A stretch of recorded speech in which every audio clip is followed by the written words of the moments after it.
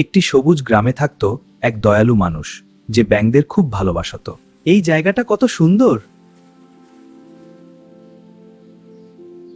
প্রতিদিন সে পুকুরের পাশে বসে ব্যাঙদের দেখত। তোমরা কেমন আছো?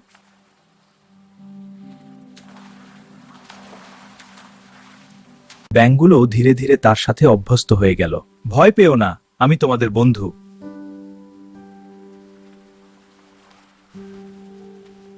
সে পুকুরের চারপাশ সবসময় পরিষ্কার রাখত। পরিষ্কার থাকলে তোমাদের ভালো থাকবে।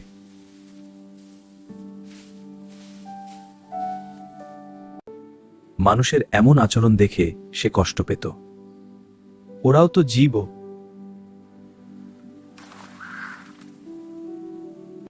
ছেলেরা শেষে তার কথা বুঝতে পারল। ঠিক আছে, আমরা ছেড়ে দিচ্ছি।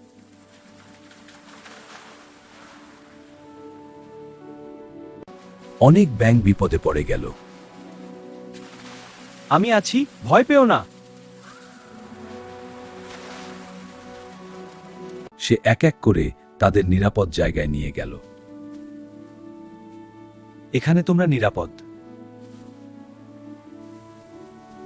সে এক এক করে তাদের নিরাপদ জায়গায় নিয়ে গেল।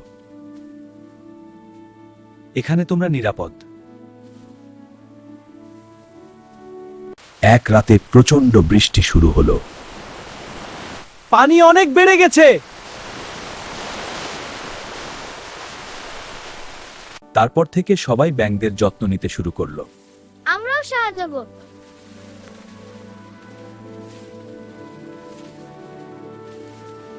ভালোবাসা আর যত্ন নিয়ে মানুষ আর প্রাণীর বন্ধুত্ব গড়ে উঠল।